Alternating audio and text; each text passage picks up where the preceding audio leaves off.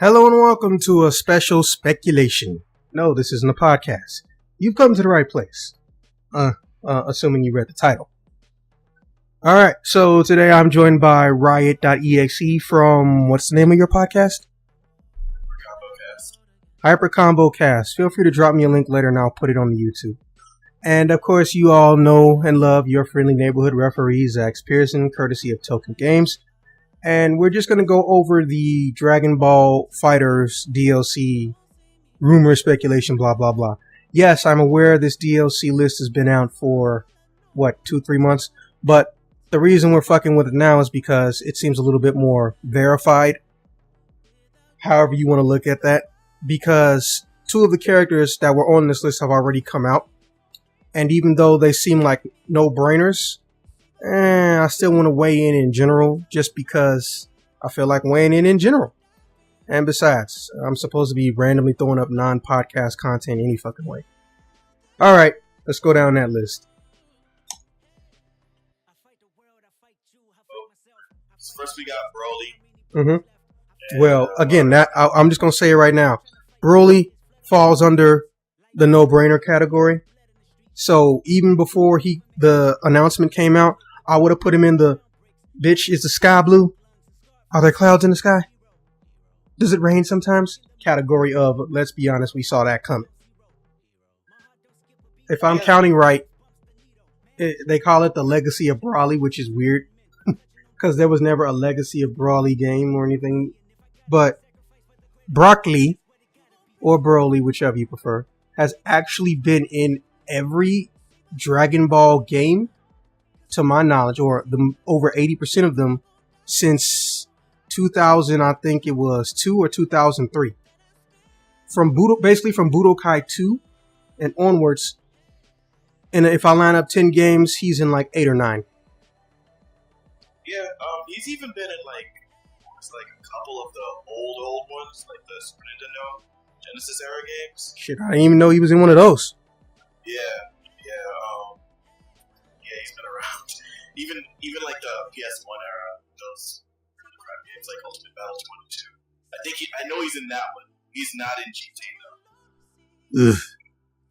I don't know what that is. We do not speak of it. Anyways, okay, so I don't even really have anything to say about him. All I know is he's gonna be slow. He's gonna hit like a fucking truck. My question is, are they special attacks or is everything from a command grab? So Android 16 isn't the only person sitting on that tier list of being the Zangiefs. A lot of people say, well, you gotta include 18. Like, well, first and foremost, motherfucker, she has one grab. She doesn't have a bunch of grabs. She has one grab. People think, if you don't own the game, she has more than one grab because they forget how shit works in the game. For a lot of the characters, to add to variety, when you press a different button, or when you do the command of a move with a different button, from, light, medium, hard, it'll actually do a different angle, which doesn't count as new technique, or to do a different technique. In the case of 18, which it bothers me that she has so few moves, but it'll do a different move. So if you do her down forward, she'll do my favorite move in the game. I call it the Vegeta. Because she does the move where she broke Vegeta's arm. Lays you on the ground, folds her arms, and she just stomps you right then and there.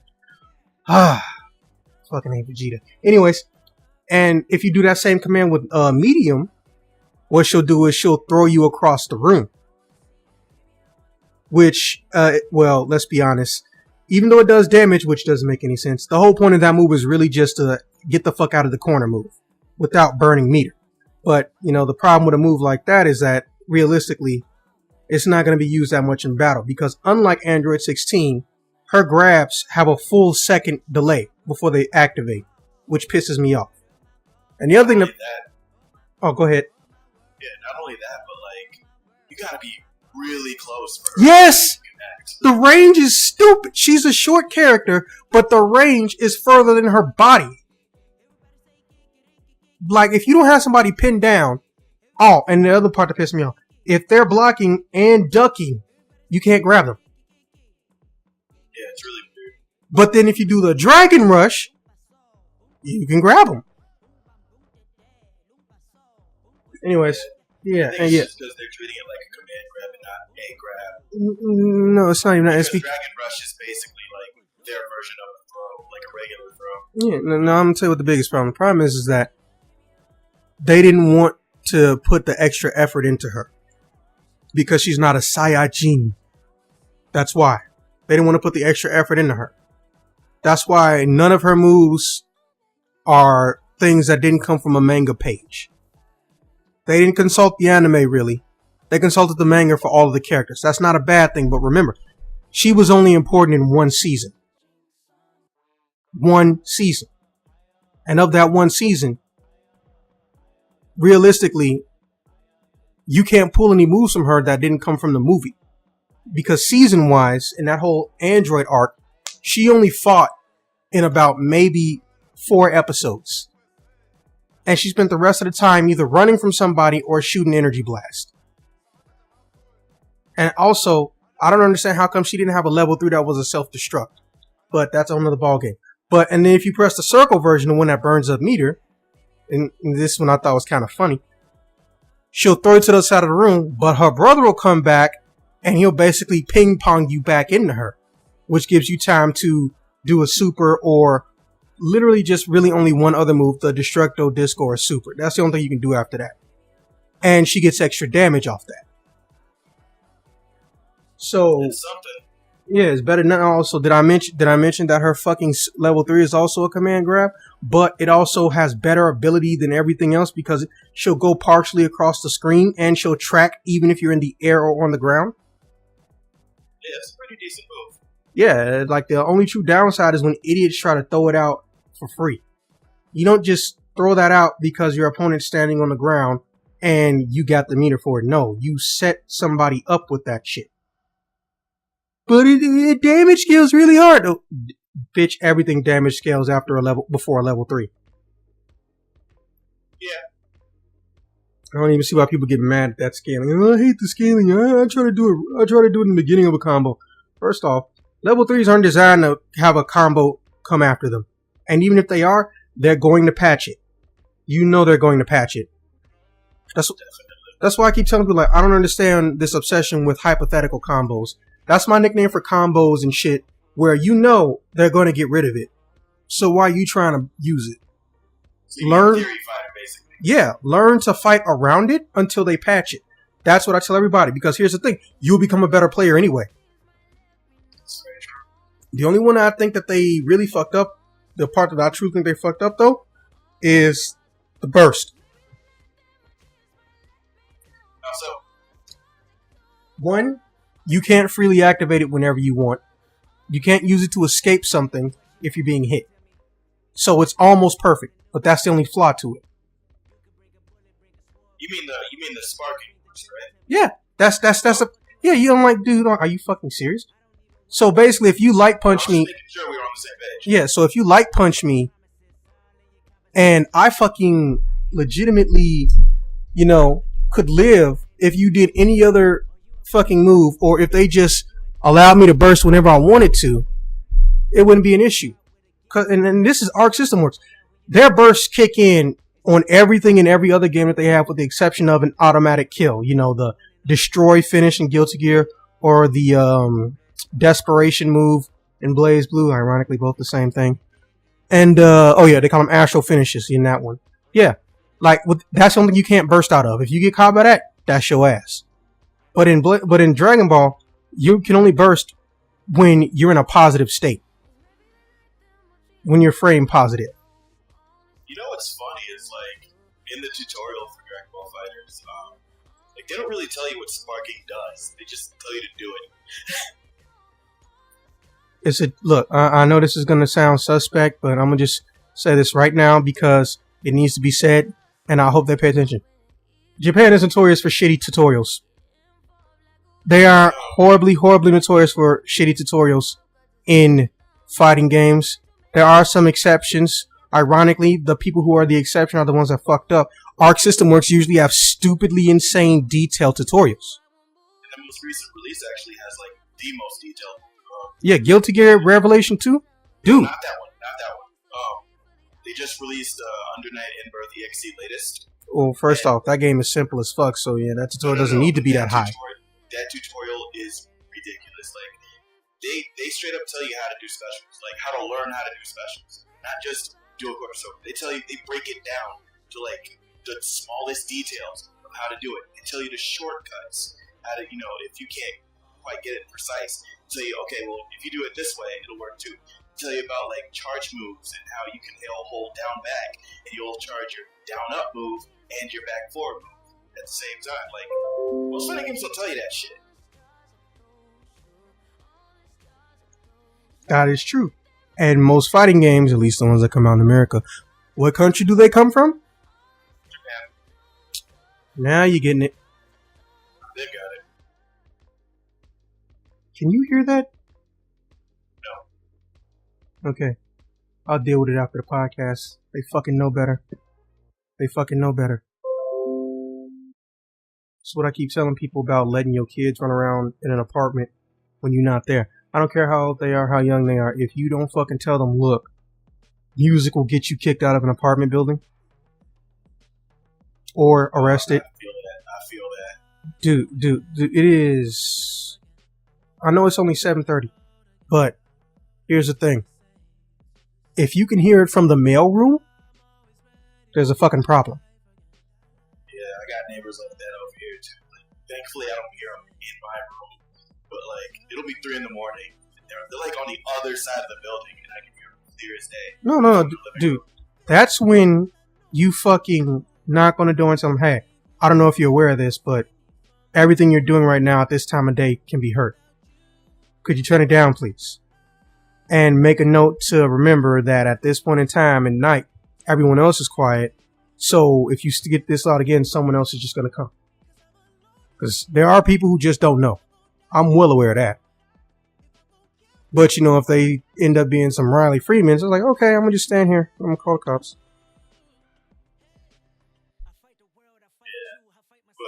Back on topic. Yeah, okay. So what happens is the burst only activates in a positive state. So, excuse me. The way that works is that what you end up is a scenario where if you activate it, you can get punished. Because remember, vanish is a guaranteed thing. There is no way to take anybody's meter in this game. Your opponent has to burn their own meter. You can't suck their meter away. Okay? So here's what happens. And this is a hypothetical situation that has happened many, many times. I thought it was going to be fixed after the beta, but it wasn't. Alright, so you get enhanced power, you get jump cancel ability, and you get all blue health regeneration up by 20 to 30% faster when you have one character left. Remember, you can use this when you have 3 characters, but you want the most time, you're going to use that shit when you got 1 character left. Okay? Now, if I activate that, you could be all the way across the screen. I'm fucked. And I'm going to tell you why. You can hit the vanish button, because vanish is its own command and everyone can do it, and it automatically tracks. It does not miss. You either block or you get hit. It's going to be on your ass. Now, when burst activates, you actually don't get control of your character again for another half second. But vanish activates when press is detected, which means that it activates faster than 0.5 seconds. You know how scary that is? Oh yeah, extremely. And keep in mind, listeners, everything Zach's just said about the sparking system, the game tells you none of that. You go into the tutorial, and you get to the point where it tells you, like, do sparking. You do sparking, and it says, great, you did it, now beat the opponent. That's it. They don't tell you any of the perks, none of the pros, none of the cons, nothing.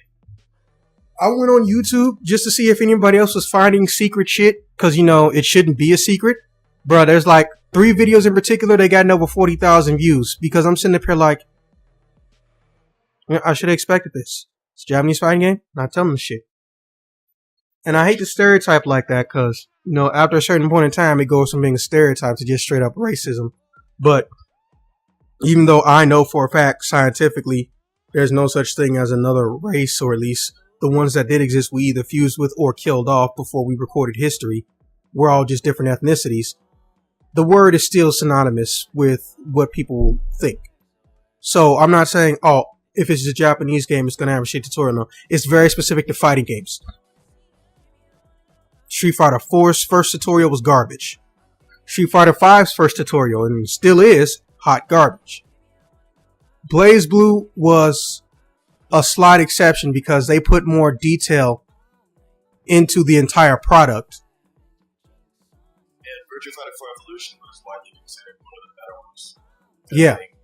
I mean, it's go not ahead. as detailed as the Artists ones, like we said earlier, but like when you do moves in that tutorial, they'll let you know like how you're fucking up the timing. They'll let you know if you're going too slow or too fast, and like even games now, they don't really tell you that shit. Yeah, in fact, with the exception of Virtua Fighter and the Arc System Works games, and even in the recent ones, I don't even know any fighting games where if you go in trade mode, you could see your actual input sensitivity on screen. They'll give you the basic direction of, here's a D-pad or here's an arrow in the button direction you just press, but not the actual legit sensitivity. I know that doesn't sound important, but for a fighting game, anything that involves movement or action is important. That's why the throws in Marvel vs. Capcom Infinity pissed me off. Because, fun fact, dude, they're all cutscenes. All of them.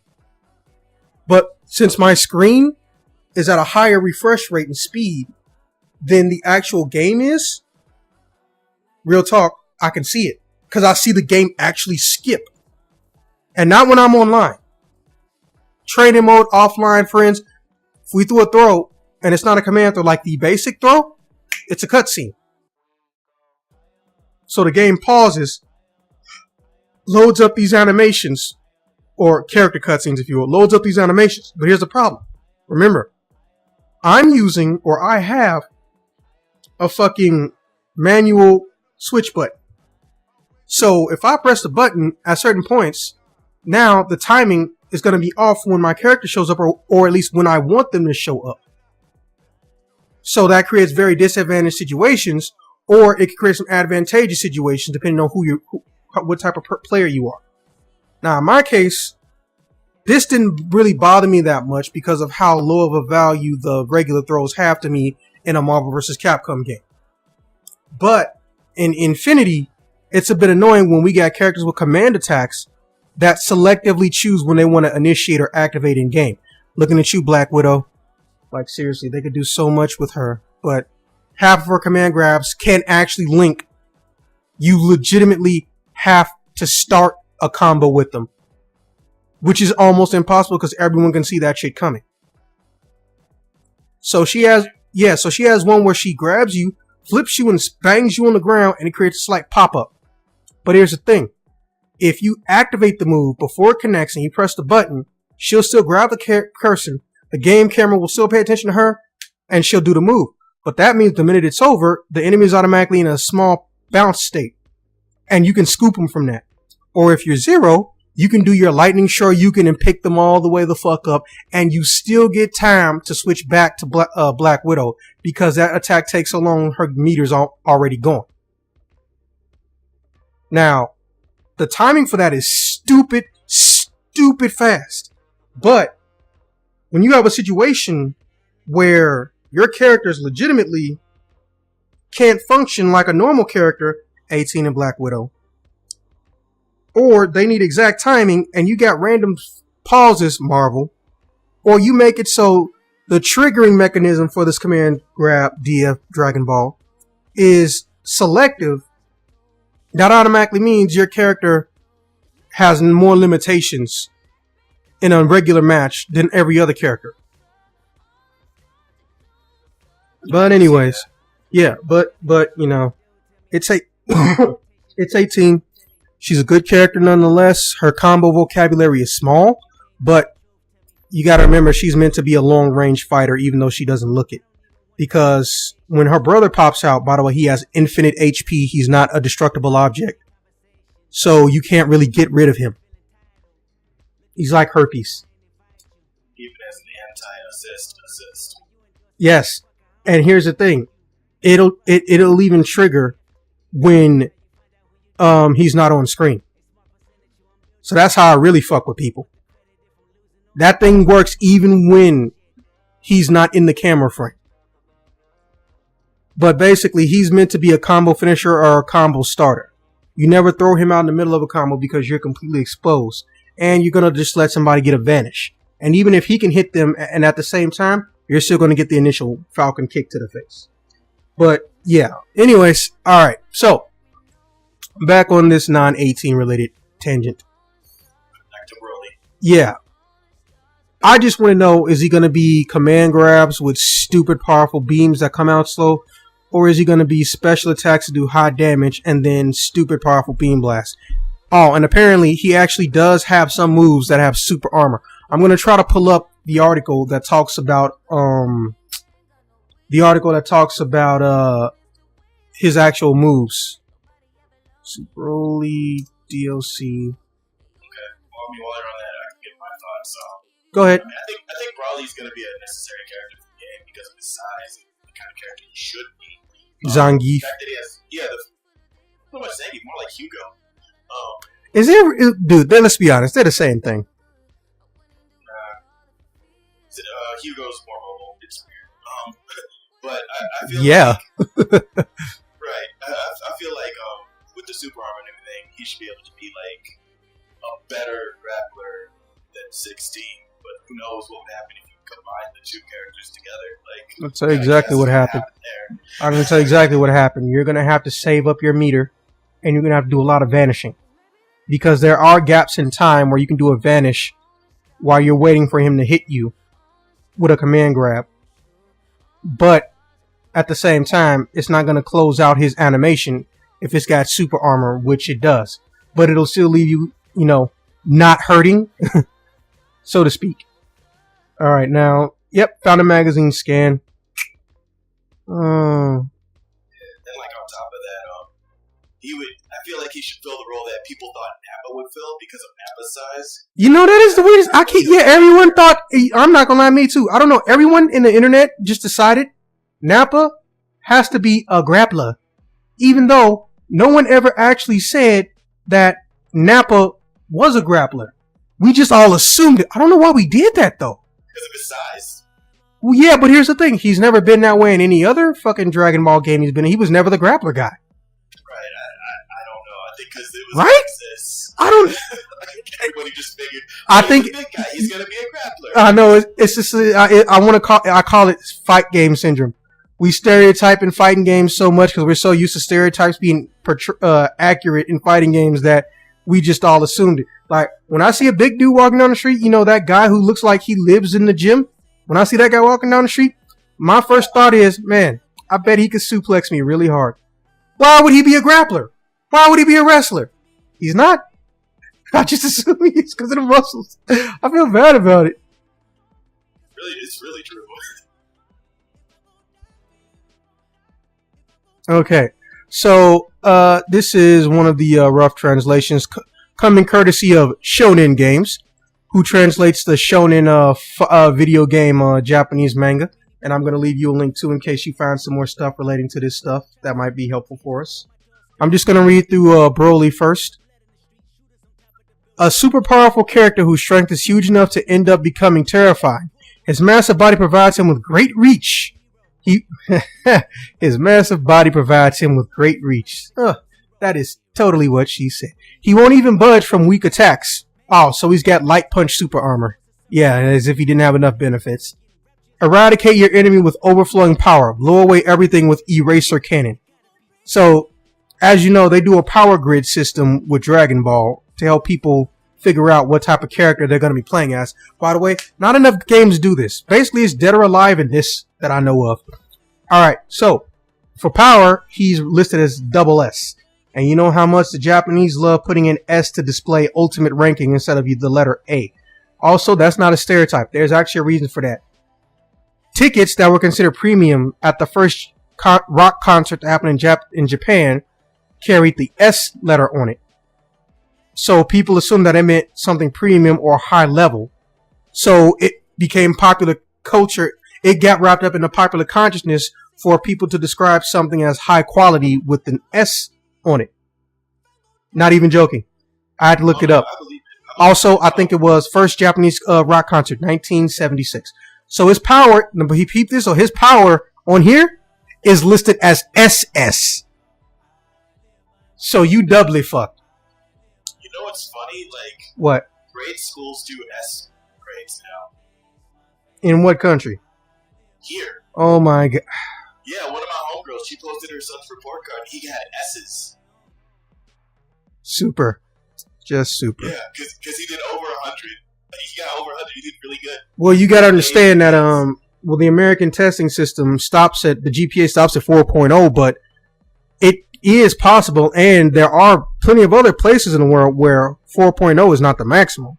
So, we should be adapting, but still, that just feels like ego boosting. Weird. Yeah. But he's in like the 4th grade, so I don't know. Yeah.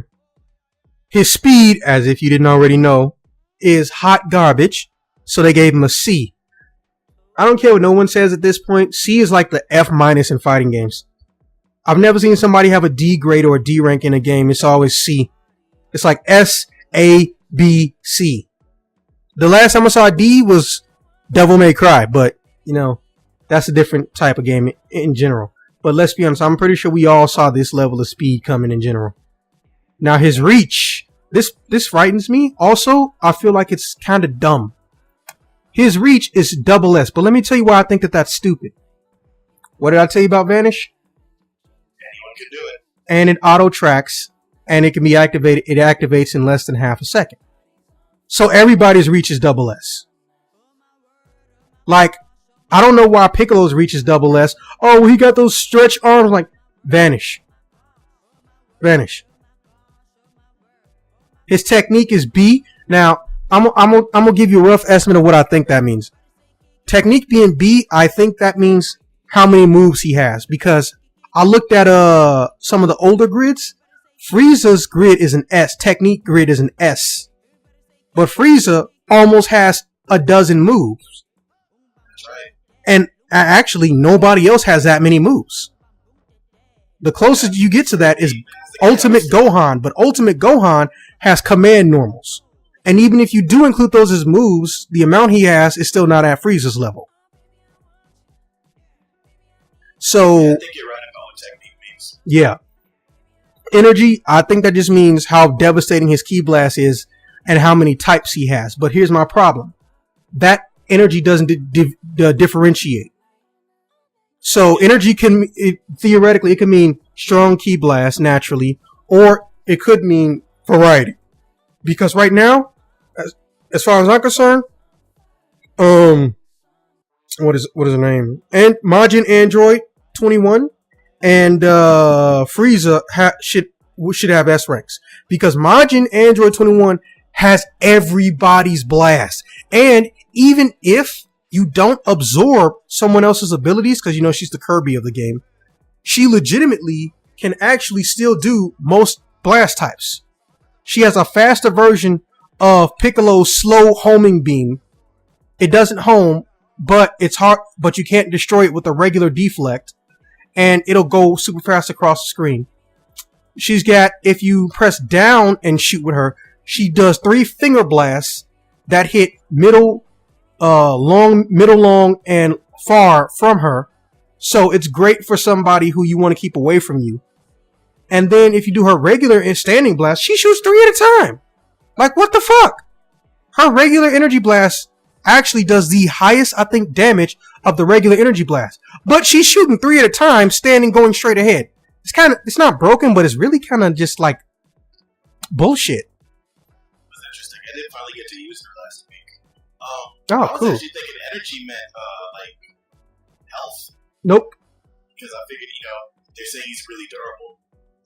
Well, see, here's the thing that I like to tell people. Because it's Dragon Ball, you think it's beams too. So. Yeah, that's the problem. Like, we're playing Dragon Ball. Not to mention, they want to simplify everything, but this is one of the other problems that comes with simplifying. Sometimes your simplification can create complexity, or it can create confusion. Because if I say everything works one way, but then something I throw you a curveball and it works 6 different ways, but I'm still describing it one way, ain't I fucking you over? Exactly. Yeah. And plus, the next thing you're going to read off the ease of use, like S rank. But what does that mean? Does that mean like anybody can pick him up, or he's really complex? Well, ease of use would mean he's not complex, but in this case, again, this is Dragon Ball we're talking about. Ease of use could mean that his commands and doing his moves are easy to pull off, or more easy than normal, because all the commands in this game are fucking easy to pull off. Or it could mean that you don't have to put a lot of effort into getting a win.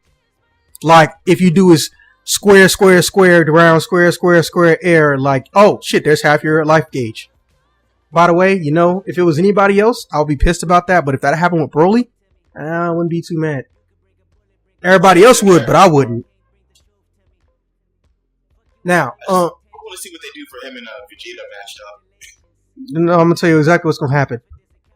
People gonna shit their pants, and if they don't shit their pants, I'm gonna break their legs, break their arm with Android 18 first. Then they'll shit their pants. I fucking hate you, Vegeta. Fuck you, you piece of shit. Oh, I know, but I just remember like Vegeta's supposed to be like really scared of Broly. Such. Oh, did you see the movie? Free fight intros and shit.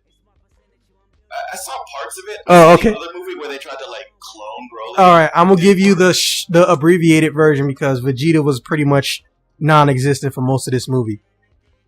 Vegeta realizes, and this is a plot hole, but then again, it's a movie, so none of it was canon, that Broly has the power of the legendary Super Saiyan, which for Vegeta was always a hero to strive to. But what happens when that untouchable hero is now the boogeyman?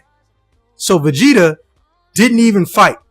He didn't even go Super Saiyan. He just stood still saying, we can't do shit. He's a legendary Super Saiyan.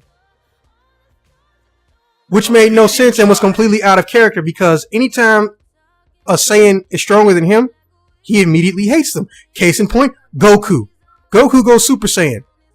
He's jealous of him and he hates him, but he's never scared of Goku. He goes Super Saiyan 2. He gets mad at him because one, Gohan did it, and then he finds out, oh, he actually did it while he was dead. Like, that's a hilarious slap in the face. He figured it out while he was dead. Then, even then, you found out he found another level beyond Super Saiyan 2 that he was holding back the whole time. He was still mad. But Broly, well, there's nothing we can do. So it got to the point where shit was blown up around him. He didn't even move. So then, one time, and this is funny, Piccolo got smacked so hard he went halfway across the planet, crashed into something, and landed near Vegeta. And he's like, motherfucker, have you been here the whole time? So he grabs him by the head and says, you see this motherfucker? He's gonna beat the shit out of your own son. And Vegeta's like, bro, he's the legendary Super Saiyan. And so Piccolo's like, man, fuck this nigga. And he just drops him 3 miles in the sky into a forest. And like, fuck you, bitch. And just goes back to getting his ass beat. Because I'm not going to even pretend like nobody beat Broly's ass in this movie. Make no mistake, nobody whooped his ass. That's fucking gross, dude. Dude, Super Saiyan 2 Gohan.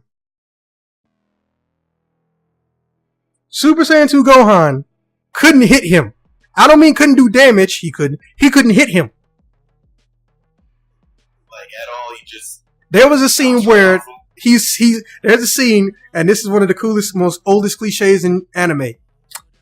Broly is folding his arms and with one leg is balancing himself on top of a skyscraper. Tell me you haven't seen that a billion times. So Goku, Piccolo, and Gohan and Trunks are all there. And they decide, well, this is before Piccolo gets there. So it's Trunks, Gohan, and Goku. Now they're on 3 different angles. So he's just sitting there waiting for like, come on, bitch. He got his arms folded, right? So Goku goes in first, and he's trying to punch and kick his head. He's rolling his neck and dodging everything. And then on the opposite angle, Trunks comes in. So now he's dodging Trunks with his torso. Then Gohan comes in. Then he starts blocking. So he's only blocking one of them, but he's dodging everybody else. And he's getting hit from 3 different angles. That's nuts. Yes. And then Vegeta forgot he didn't bring no adult diapers, so he shit himself. Anyways, but yeah, this ease of use is a problem for me because it's not telling me. Well, it doesn't tell me what I need to know. Like ease of use because of. That's the problem. because of is the problem. That's the little asterisk we're missing. But yeah, don't forget to scour that page for more information. They should have an explanation on who they are. Excuse me. They should have an explanation or some details on when those characters are dropping. Anyways, what was I about to say? Oh yeah, so I just feel like he's gonna be a problem, not just because he might be in the "hey, fuck Vegeta" category of people that use him, but also because, let's be honest, this is gonna be a character who can possibly do a TOD. Now, for those of you who don't know what a TOD is, it stands for TOD, Touch of Death, meaning if you have a full HP gauge and he so much as light punches you, which is the weakest theoretically speaking, motion of an action you can do in a fighting game, he can instantly go into a combo that kills you. Yeah, so what's going to happen is people are going to learn their touch of death and just overly rely on that. So what you'd have to do as a player against that is what I said earlier. Do those hypothetical, think around the setup. Do the hypothetical situations, because if he can touch death, he gonna get nerfed. Anybody who can touch of death is gonna get nerfed. But here's the other thing. But I mean, you're still right. But on top of that, it's like if all they have for their game plan is the touch of death, you just don't let them do the touch of death. Then they can't do shit. You're just gonna win. Yeah, but also, this is a game where reach is infinite. Like there is no limit. See, the reason Zangief can touch of death and not get nerfed, or at least not get nerfed to where he can't do touch of death in insert Street Fighter game here, or Zangief type characters, is because what do we know about them? They don't have that reach. You have to be next to them. So if you're a nimble little bastard like Cammy or Chun-Li, yeah, his attack can destroy you. But guess what? What are the odds that motherfucker's gonna pull that off? Right, just keep him out. Yeah, but this is Dragon Ball, and like I said, everybody's Nightcrawler. Everybody's Nightcrawler. So what's going to have to happen is you're going to have to store meter. I feel like, wouldn't it be funny if I'm giving like some of the best fighting advice for characters like this before he even comes out, because I'm so used to seeing them. Because this is what I was doing online, and dude, there's this funny video. I wish I knew where it was. Somebody kept trying to do the suicide Android 16 move on Android 18. He did it 3 times in one match. First off, that's impressive, because that means you built up 9 meters. But also, it's stupid because you burnt 9 meters for nothing, right? So, I know, it's hilarious. But guess what Android 18 did? Jump. No, jump. Like, she was right at point blank range. One time she even dashed. No air dash, regular dash, directly up to him. He was like, gotcha, bitch. She just jumped. And then here's the funny part. She threw out one energy blast, but he was so fast, he actually activated the suicide again. And guess what happened? She just jumped again. Yes! But yo, she kicks him in the face, and then she goes into this combo, knocks him on the ground, pulls off her level 3. He's still alive. So guess what happens when she lands and she's dashing up to him? He tries it again and she jumps. Like, I wouldn't feel bad for the dude, but that was so fucking stupid. That was so fucking stupid.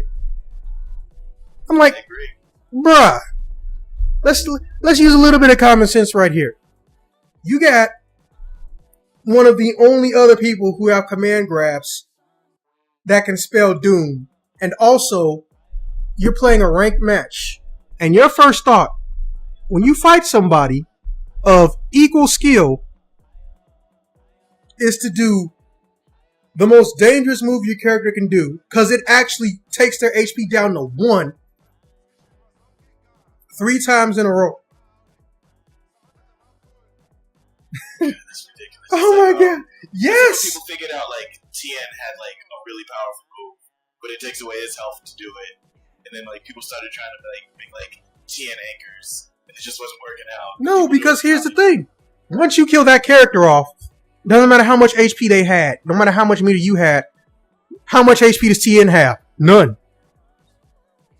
Yeah, basically. So what's the point of you killing their character when your character only got 1 HP now. It's supposed to be when you have 1 character left and they have 1 character left. It's not supposed to be, I'm going to start the match with this. And bitches wonder why they can't, and they wonder why Ultimate Gohan on top. Like, it's very simple. Because he's the only character who's a slow burn. It doesn't matter what you do. He gonna get that power. And when he get that power, you just gotta make sure he dead before he gets all of it. Like, I don't treat Gohan any different than I do any other character. People treat Gohan like an SNK boss. They're not wrong. But once you start changing your mindset on how you approach these characters, that's when you run into problems. Because now you're not playing like you normally would. And even if you don't drop a combo, you're so scared of him getting strong that you keep forgetting you can't play keep away with Ultimate Gohan. That's the biggest problem I see people doing. Oh, I'm gonna bait him into powering up from across the screen with his super, and then I'm gonna go and do a ki blast from halfway across the screen, or I'm gonna do a vanish. Well, no, dumbass, because first off, there's a point in time where his shit will still do damage to you. So you can actually miss and someone vanish, and I've done this, and fucking kill him. Or create a knockback. But guess what? If you get hit by that knockback from that super, guess what he can do? Vanish. So really, he can start a combo with that super. That's actually what makes him one of the most deadliest things. And also, a lot of people online don't know it. I know because I've been fighting. People don't realize you can actually let somebody vanish, do that move, and then you vanish, and then do your combo. Yeah, food for thought. So in the case of Broly, No, I was really say that again. Hello? Hey, can you hear me? old, fans of Dragon Ball Z didn't realize that this was a real ass fighting game, and they didn't want to put in the work. Okay. About that. I'm gonna just acknowledge this right now because it'll come up eventually again. Look, Xenoverse fans and Dragon Ball FighterZ fans are not the same people a lot of the time. Xenoverse says you don't have 360-degree range of motion. Why are you going backwards when everybody else trying to move forward?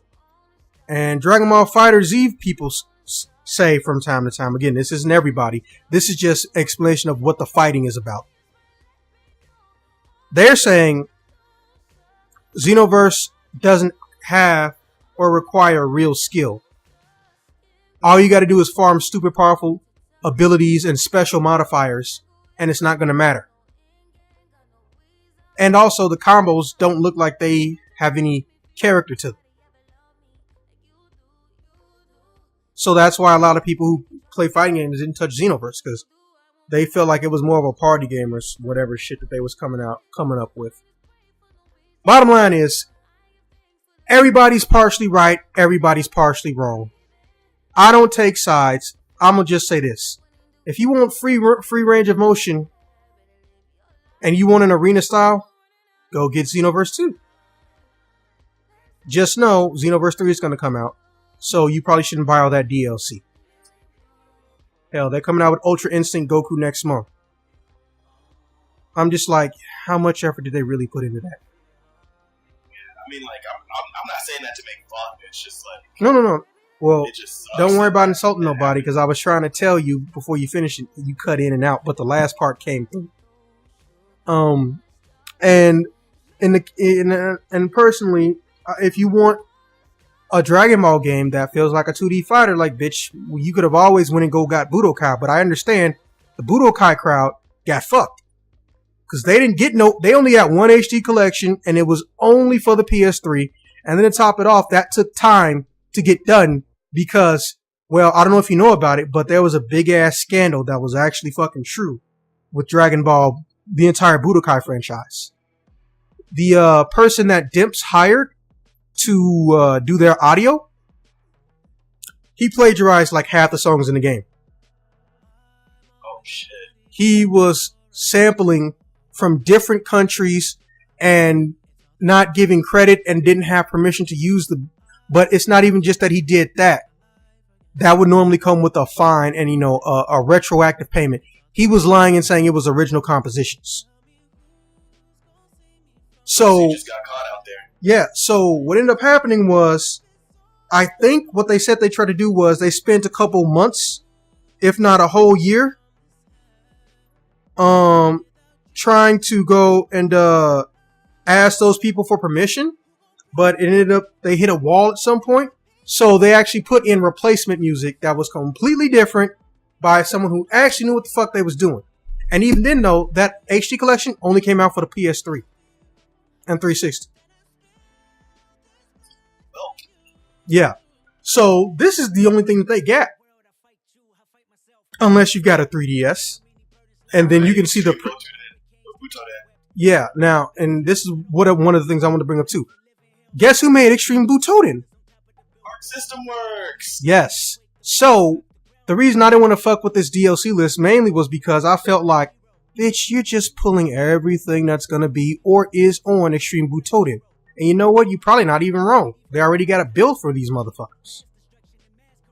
So, that's why I was like, you know what? I'm not even going to say it's a rumor or fake. They probably just pulled the Butoden list. Also, if you can, see if you can find the playable character list for Extreme Butoden. Now, that's enough about Burly, because they always do vague and ambiguous shit, like I said. Moving on to got a new daddy. The original illogical hairstyle. The Saiyan who gave birth to greatness. Bardock.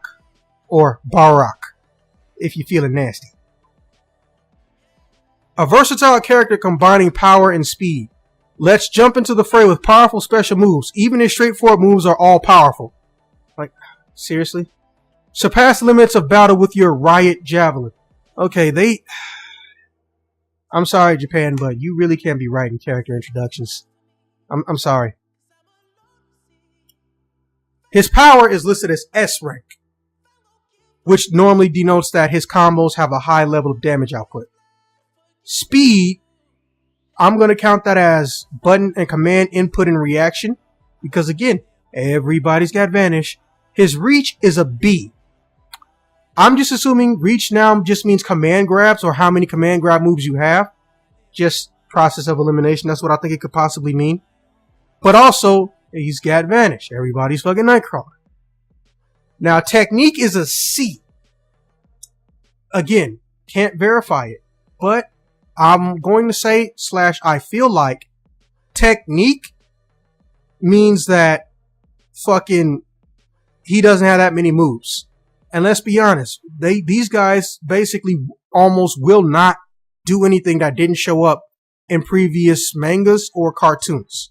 So I can see that. Because just off the top of my head, I can only call out 3 notable moves that Bardock had.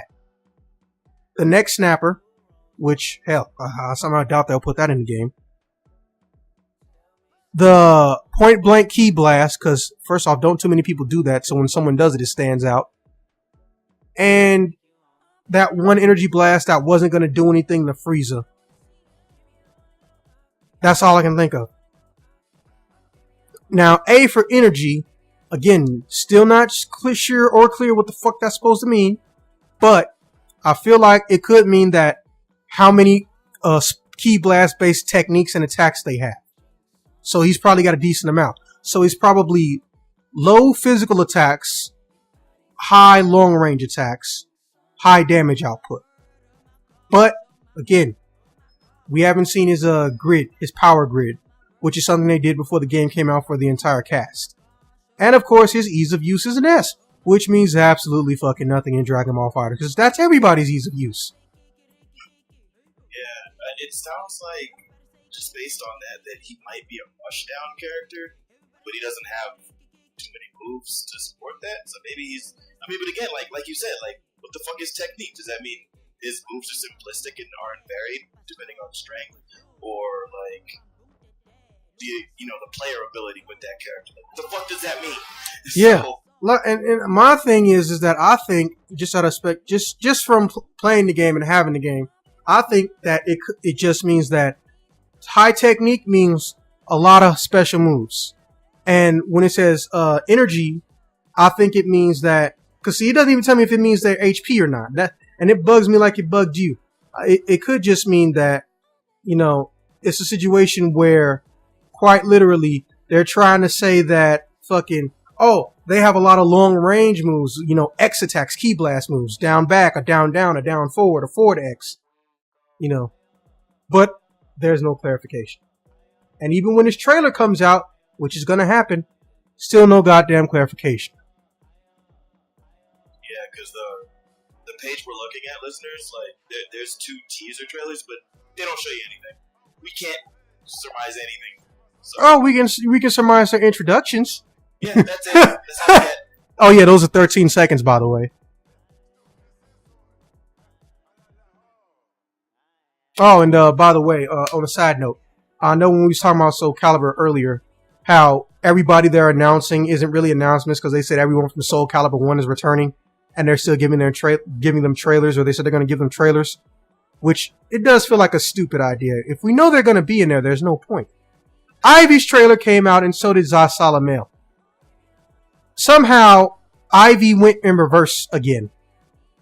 But remember, it's a remake of Soul Calibur 1, so now Ivy somehow has less clothes again. Well, because it's her from that time period. So yeah, but I will say this, though. This might be the only time where I actually play her because her moves look stupid cool. Like, my biggest problem with her is that, you know, due to technical limitations and shit, no matter how fast Ivy is or was supposed to be, there's always a delay on her moves because it's a whip. So she has to swing before anything happens. And that whip was a stance. Yeah, and it had 2 different stances. And then first off, if you change stances, someone got time to bop your ass. Now, Zasalamel's trailer, which I haven't seen, I'm assuming, me neither. I'm hoping there was a speed increase because that was the only problem with his weapon. Yes, he really only hits you with it from one side, not a big deal. Killy technically only really hits you with one side of his weapon. But the problem is that he moved entirely too fucking slow. And also, I noticed the lack of, you know, grabs relating to him using a scythe. Come on, man, it's a scythe.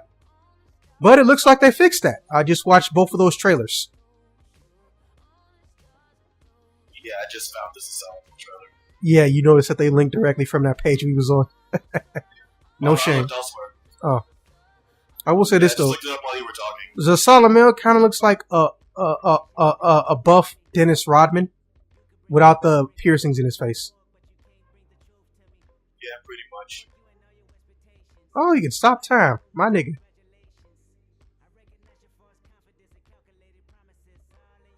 Yeah. So, they separated Siegfried and Nightmare, which I do find a little bit weird. Oh yeah, because they're supposed to be Nightmare. Yeah, point. He doesn't become separated until Soul Calibur 2. But remember, they didn't say how many times and eras this game was going to go through. So what if it starts at Soul Calibur 1, but let's say they go through Soul Calibur 2 or Soul Calibur 3? The fact that Zasalamel's there, I mean, he's from 3. Yeah. So, yeah, that's what made me 3, think that. Yeah, because in 3 they're separated, so who knows? I mean, yeah, maybe they go through time. Because I mean, I know that new character Crow is supposed to be a time traveling character, so that could be what the story goes. Yeah, and then to top it off, he in and of himself, he's gonna be a threat because, well, he's like Ivy in a sense. He has 2 weapon styles, but switching is stupid easy. Anyways. All right, well, that's enough Soul Calibur for now. I know this, though. This is their last chance. They're at the turning point like Mega Man and Sonic. If this game sucks, they fucked. Their credibility is going to be irreparably damaged. Yeah, considering the last Soul Calibur was like a fucking card game or something. No, Soul Calibur, not even that. Just Soul Calibur 4 and 5. There was so much stupid shit that they could have easily fixed. Easily fixed. And also, I don't know why Jean Croix is somehow fused with water element. Like, I don't remember her having any water element. But, it could be because she technically uses Soul Calibur. They could say it's a Soul Calibur effect. But it looks like they're fusing her with a water element. It looks cool. I'm not mad. It's just, I don't understand how it's a thing. Anyways. Alright. So, in the case of Bardock, that's just how I feel he's going to play. I think he's going to be low special attacks, high special projectiles. What do you feel? I mean, I don't really remember from the show too well, but he wasn't in the show. Oh, he was in the movies? Yeah, he was only in 2. Well, no. Yeah, he was only in 2 movies. That's why I feel like, and you know how anal retentive they are about, making sure everything looks like it came from the manga. I think that's what it is. I think it's just they're so hardcore trying to pull from the show that they couldn't think of that many moves to make because they don't want to be that creative, even though it wouldn't hurt them. So they went with special attacks because anybody can bullshit those. Yeah, I mean, he just sounds like he'd be a rushdown character. Like, in my mind, he just seems like he'd be a rushdown character. Which, I mean, considering all the general techniques that any character can do in that game, how useful is that going to be? We already saw what happened with Yamcha. Yeah, like, everyone thinks Yamcha's some great threat and he's all this cool shit. Like, y'all realize that having really, really long combo strings does not necessarily equate to having good usability. We're in the baby phase of the game. We're in the learning period where, everybody's almost on equal footing. So, Yamcha, who they don't even explain, and this is another thing they don't tell in the tutorial, Yamcha's moves are actually longer than most people realize, and I know because I've fought a lot of Yamchas. Listen, Yamcha has a flash that goes off when he gets to the end of his automatic special attacks. But you can activate the next part of his special attacks before that flash goes off. So, if you wait for them to end, all of his moves do more damage by default. But again, the tutorial doesn't fucking tell you that. But here's the thing though. The damage scaling is stupid high for Yamcha. That's right, because he does a lot of little hits. Yeah. So, that's why I keep telling people, like, look, if I do a level 3 with any character, it's going to be in a combo, unless it's Yamcha. Because first off, his level 3 has, like, the most hits out of almost everybody. It's got, like, 30 or 40 hits. But also, on top of that, on top of the 30 or 40 hits, you've probably done Wolf-Fang Fist Part 1 or Part 2. Wolf-Fang Fist Part 1 and Part 2 combined is about, I think, 15 hits. So that's 15 hits plus the 30 or 40 that happen from your level 3. And the damage scaling changes based on what was the first attack button hit in your combo. So if you hit Light Punch, you're getting the most scaling out of everybody. So that's why I'm sitting up here like, I don't understand where this Yamcha love is coming from. Then I learned it's because Yamcha has an automatic cross-up. That's all it is. But again, what value does an automatic cross-up have when you can hit Vanish? Yeah, also considering it's an automatic ground cross-up. Like, just take it to the skies, man. Just go in the air. He can't do anything. Oh no, he does one move where he spins in place, and guess what? If he misses, he has no more movement options. Well, yeah, there's that. It is the most stupid, risky shit I've come across. Yeah, he's high risk and not much reward. I'm not gonna lie though, he does look cool when he fights, but that doesn't mean shit in Dragon Ball. That's all he has. Like, legitimately, that means so fucking little. Now, what was I? I'm gonna look up because I keep hearing Butoden roster. I put it in. Oh, sweet. Yeah, let me go look at this drop you just gave me. While you're doing that, I will be right back. Enjoy the bathroom. Alright, let's go through this roster. See if we can get some ideas of who's going to show the fuck up.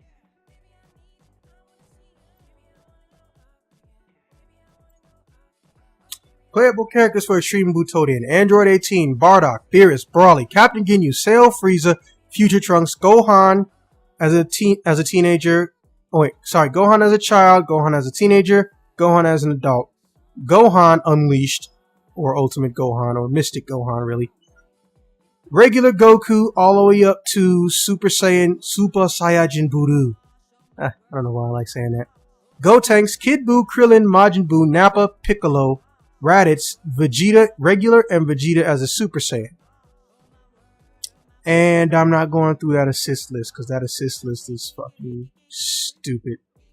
The assist list is like 40 characters. How you got 40 characters in the fucking assist list, but you got like maybe a third of that playable? I will say this though, Goku's mom is one of the assists.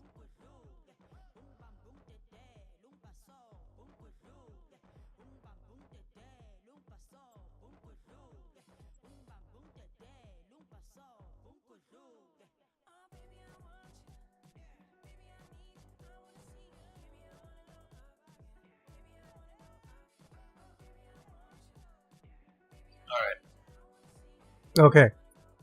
Alright. So, they only got like 18, 20 motherfuckers. But here's the hilarious part. They have 40 characters in their goddamn assist list. Oh, yeah, bad assists in that game. One of which is Goku's mom. Imagine that. I just really wish we in America knew how to say her name. Because that shit looked like Gina. Look, if it's Gina, just spell it Gina. If it's Janae, you know, that's not too much of a difference. The problem is just you gotta accent the fucking E. But yeah, so I looked at this list. Basically, everyone on this list is already in the base fucking roster. The exceptions are base form Goku, base form Vegeta, Raditz, and I'm forgetting one. Child Gohan. Everybody else, if you include Bardock and Broly, is on this list. So, well, that kind of pisses me off, but, you know, it's a fighting game. There's always characters that they could have finished or got close to finishing but didn't have enough time, so they had to launch the game. But, yeah, that's where we at right now. Now, also, I found a translated version of the entire image thing that we got told about for the 2 DLC characters. Man, we spent a lot of time on these guys. But then again, you know, these are the ones that we have confirmed details on, so. Alright, now. Is it showing on your screen? Yeah, I'm looking at it. Alright, I'm going to zoom in a little bit. The super is Brawly's level 3 bar. This super, let's see, Gigantic Meteor. I'm just reading the Brawly section first. This super is Brawly's 3 bar Meteor. Meteor is what they call an ultra move or a level 3 super in this game. They call it a meteor attack. I don't know how long Dragon Ball has been using the term meteor, but it's been popping up in a lot of their games since like the late 90s. Meteor is a massive energy ball and have it come crashing down on your opponent. So basically Frieza's super, level 1 super on steroids. Yeah, that's real creative right there. I mean, it is called Gigantic Meteor. I mean, oh, yeah, I mean, fuck you. Anyways, alright, now, let me see what other information we have on him. Alright, now the Bardock section. Let's see what they see. Bardock shines in hand-to-hand combat. Smack your opponents with this powerful move. Go Super Saiyan. Meteor Super. Venture Assault. And it looks like he shoots up a lot of energy blasts.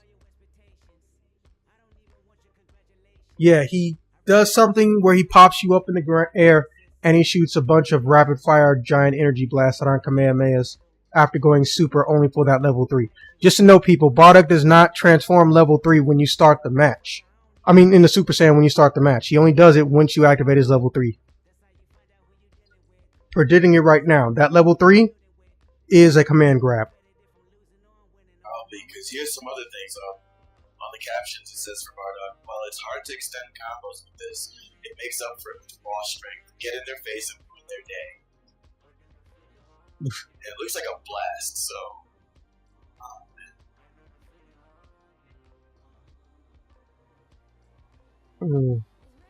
I'm more curious what his level 1 is going to be like, which is a weird thing to say.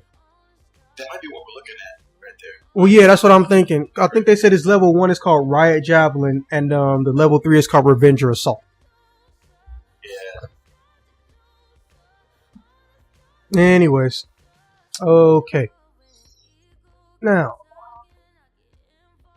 so if we just look at Extreme Butoden, there's not much we can learn from it.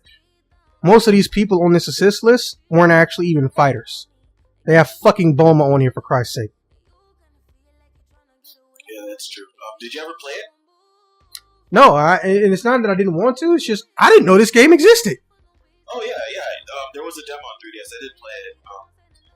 It's not great. Oh well, at least you have Dragon Ball Fusions. Apparently, that game is better than everyone thinks.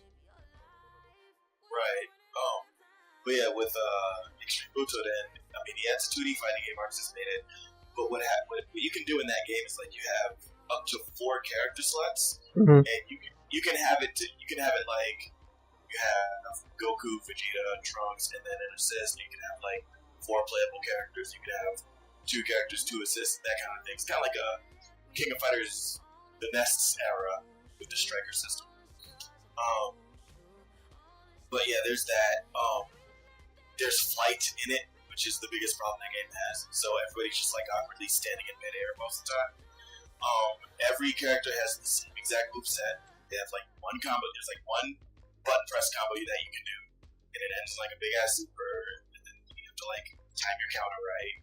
It's really fucking boring. It looks pretty because it's ArcSys, but it's a boring fucking game. So Dragon Ball FighterZ is kind of like their apology letter. Maybe their way better game as a result. Yeah, not to mention there's too many what if characters in this game.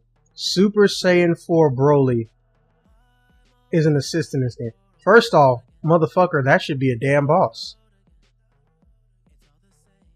Also, for those of you wondering, no, it doesn't actually exist in canon. Yeah, no, not at all.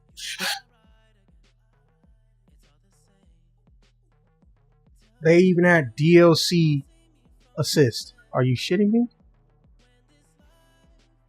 Hit, Kaba, Vegeta. Who the hell is Vegeta?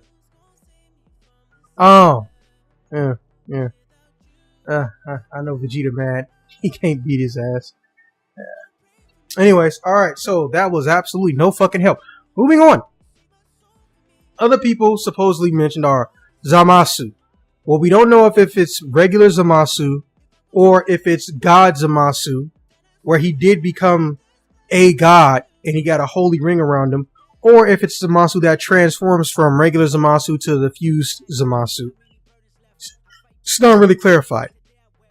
I feel like this is a no-brainer, because if it's Zamasu fused with another Zamasu, if you remember, or if you know anything about Super, when that happened, they became a true deity. They became, well, besides already being immortal, they actually became a full-fledged god. Not someone who was training to be a god and killed people to be a god. They legitimately became a god. They got a white ring around them and they gained the ability to use and do energy blasts without storing up any energy. It was actually pretty scary. Like, the fact that Vegito kicked as much ass was kind of impressive.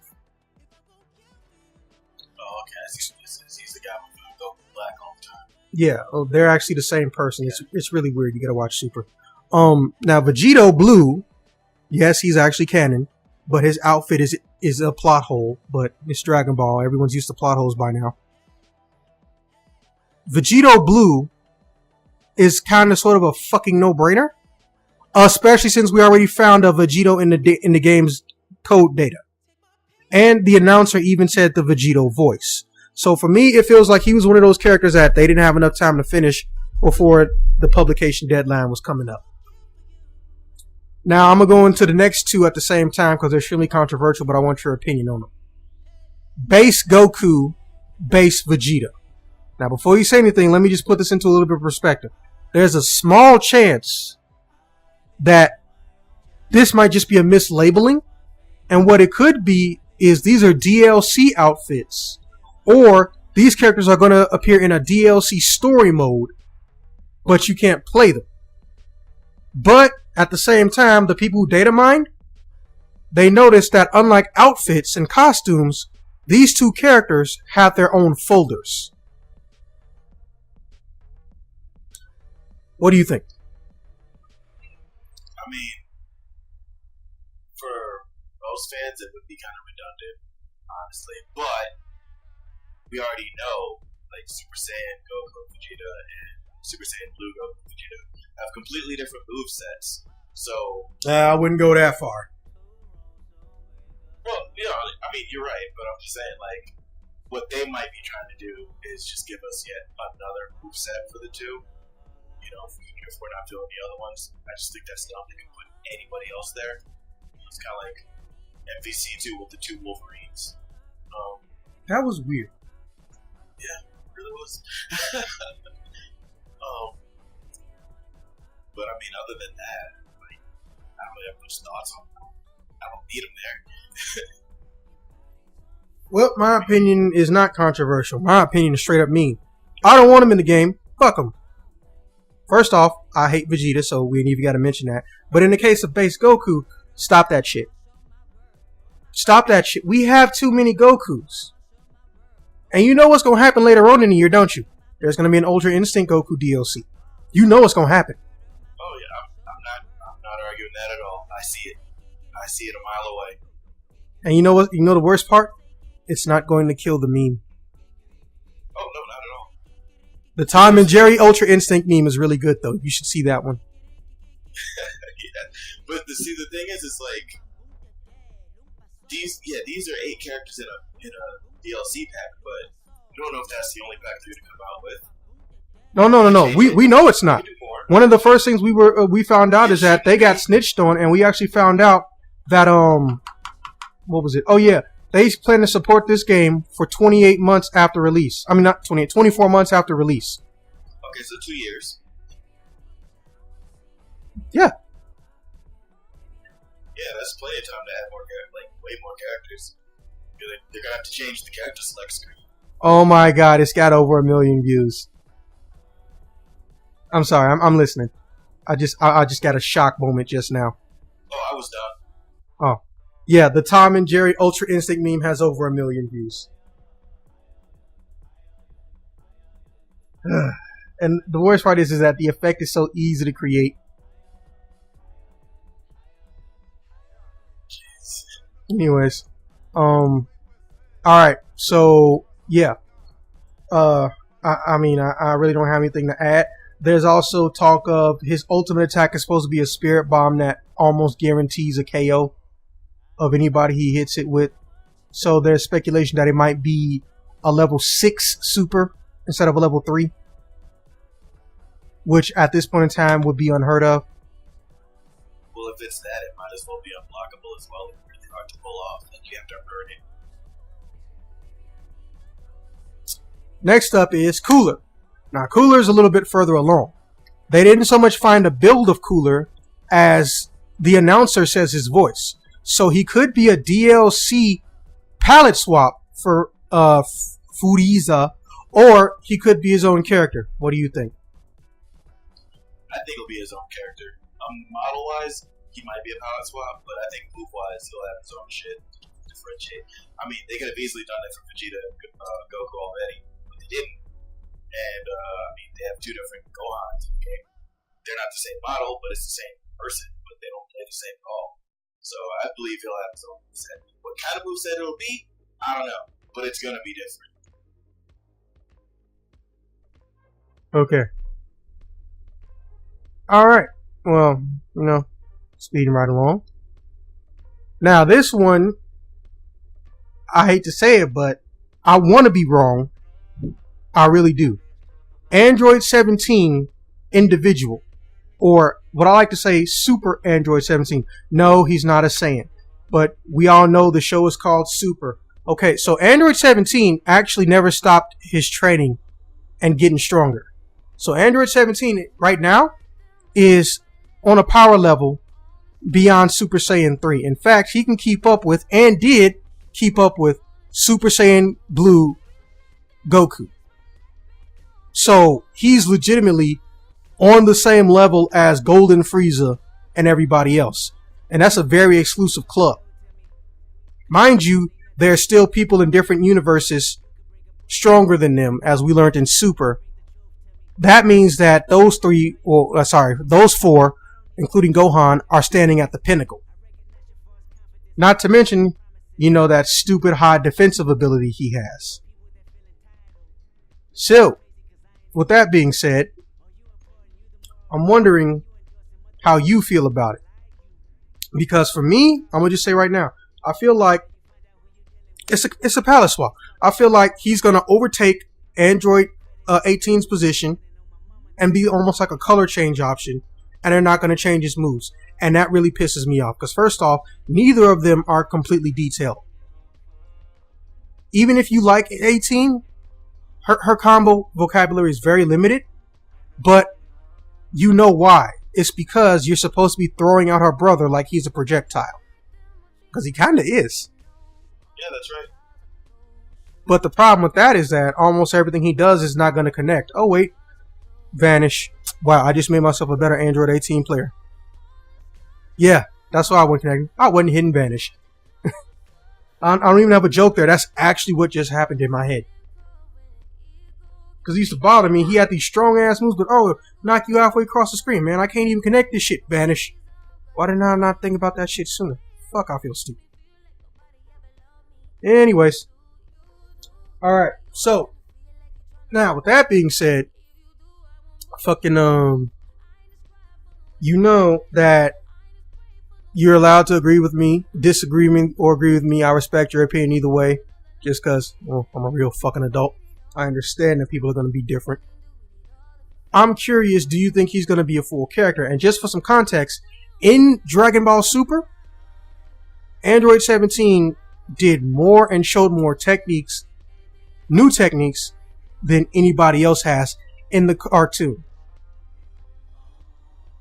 Yeah, my friend Lee, who I've been playing the game with, he was telling me about all the plot shit with Android 17, why he should be in the game as his own character. So the fact that he's on the list as he is, that it would be the super version. I feel like because of everything 17's done, it would be a disservice to make him just like a swap with 18. So it's like he gave his life because fucking fucking Goku was a dumbass bitch. And I can say that because every bad thing that has ever happened in Super, Goku, on purpose, knowingly triggered. Right, but I mean, like, gameplay wise, like, he should be in his Park Ranger outfit, and he should be like just stunting on everybody because he's so powerful. He's like so much more powerful there than he is as 18's assist. If they don't reflect that in his moveset, if he's actually a playable character, they're just doing it wrong. They're gonna piss off a lot of people, I feel, because a lot of people want to play at 17, and if they want to play, if you're gonna give them 17, do it right. Don't just make them play like 18. They can just play 18 if that's the case. Now, here's something that might piss you off, but let me ask you. How would you feel if we found out this entire list was just DLC for your lobby avatar? How pissed would you be? I'd be pissed off for like the fans. I personally would. Motherfucker, you are a fan. Yeah, but like I told you off mic, everybody I want in the game is in the game already. So I could have sworn you wanted some female Saiyajins, but I must be wrong. I want them there because like there's female fans of the games and there's only 2 and one of them's made up. So at least give them a couple more for Christ's sakes. Like me personally, I have no like link to whatever the fuck the names are. Like what is it like? Kefla and Caulifla and Caulifla. I don't know. Here's the thing. I know their fusion name is Kefla. I know one of them name is after cauliflower, right? But the other one, Kale.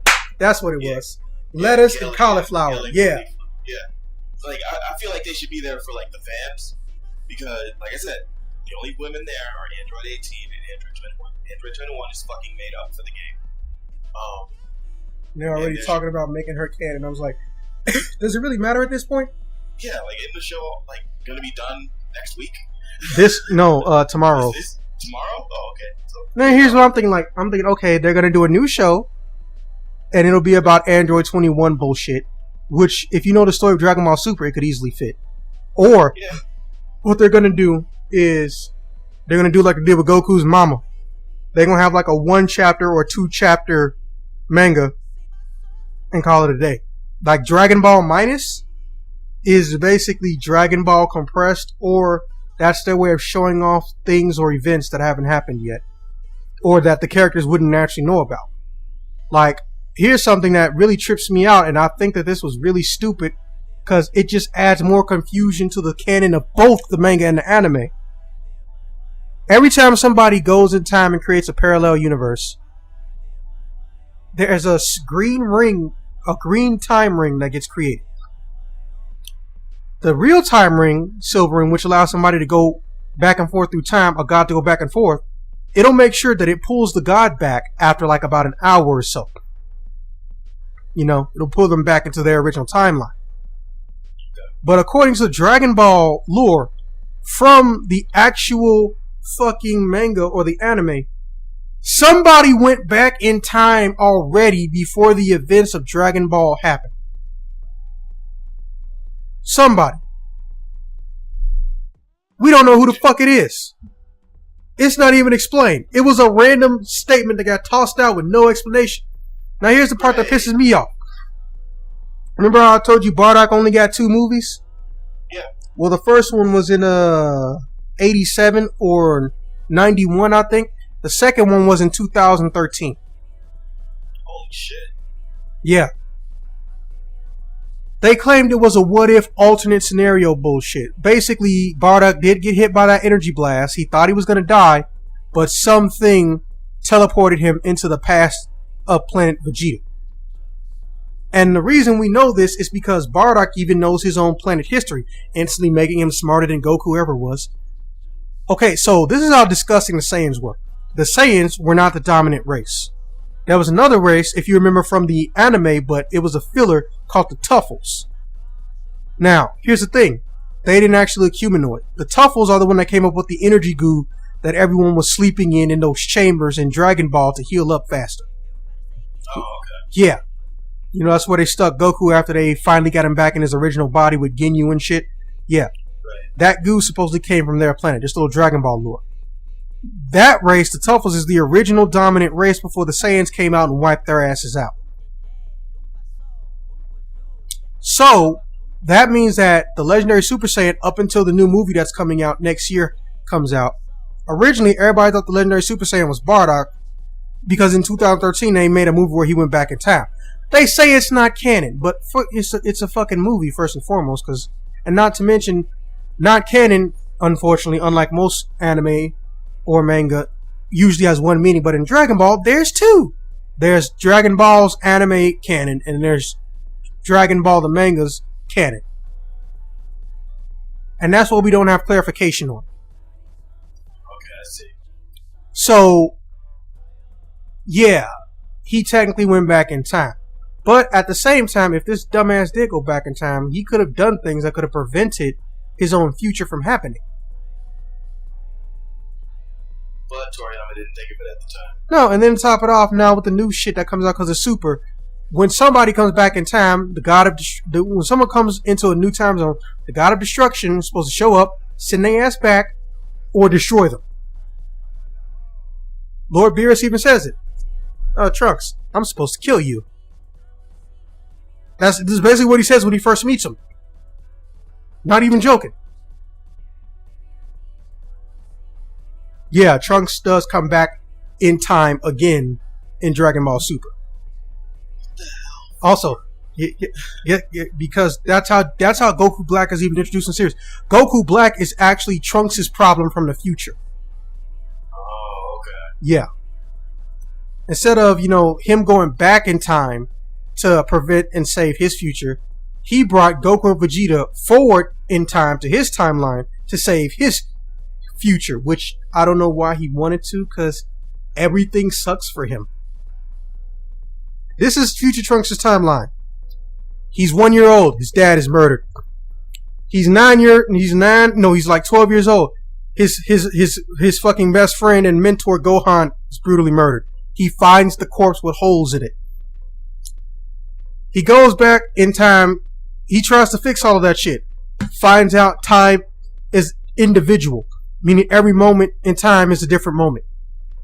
So he's fucked no matter what happens. Now, then after that, he has to deal with Majin Buu alone. But he succeeds.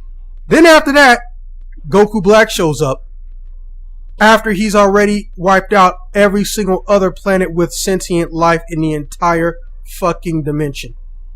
Not the universe, the dimension. He wiped them out. He killed a fuck ton of gods, with the exception of the God of Everything, because the God of Everything doesn't really go outside or examine or look at anything involving sentient life. He just fucks around all day. I mean, I can't really blame him. So, now, that meant that he even killed all the angels. Because yes, we did finally find out that angels do exist in the Dragon Ball world. But, they're very scary. Because they're the nicest, most polite people in this entire fucking Dragon Ball lore. But guess what? All of them are stupid strong. So they ain't no bitch though, basically. Did you see the Dragon Ball Super movie, the one with Lord Beerus? Oh no, I didn't see it. Oh my fucking dude, you have a computer with the internet, shit. Anyways, God, you so far behind. Okay, so I've been told these things though. It doesn't matter. Doing will always be telling. Now, Goku basically got told, if you don't find the legendary Super Saiyan God, now that you guys have aggravated the fuck out of me, I'm going to destroy your entire planet. And when I say destroy, I mean you're going to cease to exist, which means you're not coming the fuck back. And at the last minute, they figure out how to make a Super Saiyan God. Goku becomes that Super Saiyan God. That's the red one, right? Yeah. Now, they fight into a stalemate. But it's not really a stalemate. Beerus was just tired still. He had taken a 39-year nap and he just woke up, and the first thing he did was try to fucking kill Goku. So Beerus wasn't actually even at his own full power, right? They even explain this in interview after the movie comes out. And here's the thing: at the end of the movie, Beerus is about to go somewhere and do something where he's about to fuck somebody up, right? And Whis is like, no, let's not do that. You just healed up and you got all your power back. Now I'm gonna go fuck him up right now. He hits him one time and he knocks him unconscious. Whis, his dude who was basically his Alfred to his Batman. And then we're like, who the fuck is this guy? So they says, oh, Whis is actually his martial arts instructor and personal assistant. So his master is this guy, but he's the god of destruction. This dude is but then we never see him fight. We never see him do anything important. We just know he's always there and he don't give a fuck if people live or die. Like, you know he's been a god for a long time. And you don't give a fuck if anybody you like lives or dies. So we don't hear nothing about him. Then like 80 episodes later in Dragon Ball Super, we find out that motherfucker's an angel. And angels can reset time. Like literally. So he's just a retcon waiting to happen. Something like that. But here's the creepy part. We don't find this out till the next movie. The Golden Frieza movie. So Whis, not Whis, they're fighting Golden Frieza, and Lord Beerus is there. He's like, and Frieza knows who he is, and he got told, and his whole entire family is like, look, I know who you are. Don't piss me off, and if I tell you stop destroying something or not destroy something, you do it, I'm gonna wipe you off the fucking planet. So Frieza's actually known Lord Beerus longer than anybody. He's like, oh, Lord Beerus, hi, how you doing, old buddy, old pal? Why are you here? Frieza, I'm not about to fucking kick your ass. I don't give a shit about mortals. I came to eat some strawberry ice cream. Now, I'm not even joking. That's what happened. They don't give a shit about Earth. They just like the food. I like to say there's a joke in there, but that is the joke. So he's sitting there eating ice cream. So Goku fucks up, and Frieza says, fuck it, I'm gonna destroy the planet since I can't beat your ass, Plastic Frieza. But it didn't take 30 million hours. It took like 5 seconds because Frieza didn't hold back this time. So what ends up happening is Whis says, hey, I can fix all of this right now. But hey, Mr. Police Officer from Space Time, that patrols the galaxy, are you gonna give me shit? It's like, I'm just gonna pretend I wasn't even here today. It's like, okay. So he just pops his pimp cane on an energy barrier. He recreates the whole fucking planet, and he resets everything back by not even 3 minutes, by like 45 seconds, because he didn't even need the full 3 minutes. And then Goku goes and kills Frieza. And I'm just like, this man is going to be the final villain of Super, or this man is going to be some type of god that we don't even have a proper way to fathom yet. And I was right. Angels are not considered gods, but they're stronger than all the fucking gods. The angel's dad, who is really weird because he's not weird, but he's short. He's like 5'2", but all of his children are like 6 foot and up. They told Goku, oh yeah, that guy right there, that's my dad. He's the third, I think he's supposed to be, he's the third strongest being in existence. It's like, third?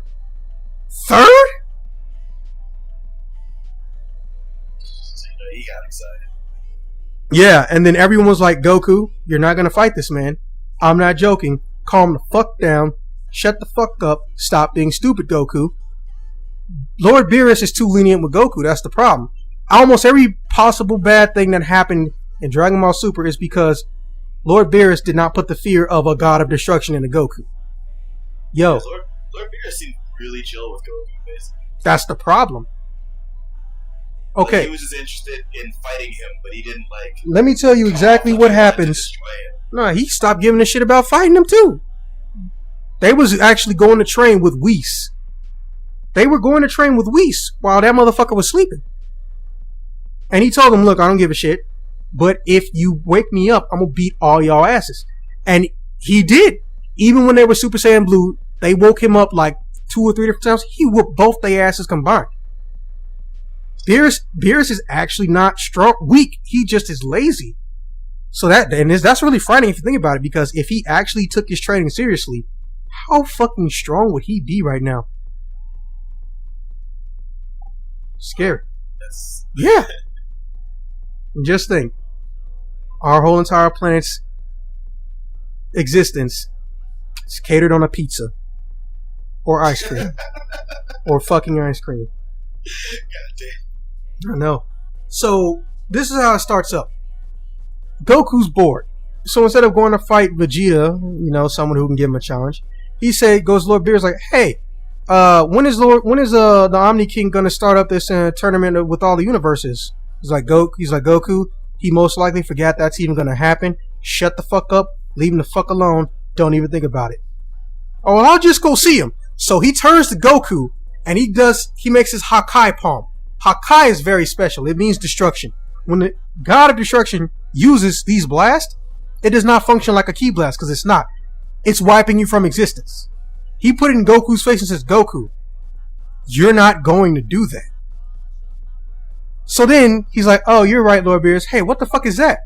And as you know, Goku knows instant transmission, which is something some of the gods don't even know. Went right up to this motherfucker's house and said, hey, you forgot to start the tournament. He's like, oh yeah, that's right. So then fucking Whis and Beerus catch up to him like, Goku, I'm about to beat the living shit out of you. Oh, hi, Omni King. What, you want to do a tournament? Sure, that's fine, Omni King. Okay, well, and then he says, oh, here's an idea. We'll make this fun. We'll have the tournament in about 38 hours. Oh, and everybody who loses, their entire universe ceases to exist. Goku's that motherfucker that's like, teacher, you forgot to give us homework. Like, what dumbass would do that? Then again, I already know the answer. Goku. So then, what ends up happening is they decide through. It's like, okay, it'll be 7 people, and it'll be a brawl style. Everybody fighting all at once. And yeah, Loser's entire universe ceased to exist. So then Goku's like, man, this shit can't be serious. Like, so Lord Beer's like, you know how there's 13 universes? Yeah, there used to be 18, but they didn't want to respect him, so he killed him instantly. I was like, wow, Goku, there is no. So then once they leave that area, Lord Beerus gut punches him. He's like, Goku, you're a fucking idiot. And he basically lets him know, like, that was stupid. You shouldn't have done no shit like that. Everyone there is going to be as strong as you. And last I checked, Goku, and the gods of destruction can't enter. So basically, we ain't got enough powerful people. And they don't. Dude, this was who's on their team. Krillin and fucking Master Roshi. Also Tien, you know, he never gave up training, but he's a human. So he's weak. I hate to say that. But yeah, they had to go get them because they couldn't find enough strong people. And when Goku was sitting in front of all these people, and he's telling them, and they realize, oh yeah, you're the guy that started this tournament? That put the entire universe. He's like, hey, if you're mad about it, you can just come fight me and beat me. Like, I'm just like, I forget how stupid you are. I genuinely forgot how stupid Goku is. And that's how the whole entire tournament started. So, nothing is Vegeta's fault. He got Android 17 killed, and Vegeta got disqualified. Let me say that again. He got 17 killed, not disqualified. Fucking idiot. Fucking idiot. That being said, there was no mention, because we got on a tangent, there was no mention of Kefla, Kale, or Cauliflower in any of the DLC. But let's be honest, I feel like when they were making physical copies of this game, they were already still watching the Dragon Ball Super tournament. So they knew they were going to make these characters, but they didn't have a full move set because they didn't know how long the characters were going to last for. So there was no way in fuck they were going to come out. In fact, I don't even think Kefla will come out this year. However, I could be wrong, because remember, the actual wording on the DLC is the DLC pass buys you 8 characters from, and including any others that might come out that year. So they don't even know if 8 is going to be the final number for season 1. Yeah, if you look at the character select screen, though, I mean, there are 2 perfect places for 4 slots each to go. So, yeah, like you can already tell that at least there will be 8. Yeah, but again, swear to God, if this shit is just some fucking Avatar crap, ooh, the backlash. Yeah, I mean, if it's at least the 8 playable and the avatars, fine. But yeah, I think players are pissed off if like some of the stronger picks are just avatars rather than playables. Yeah. All right. So scale of 1 to 10 on validity. Where do you rate the current Dragon Ball leak list?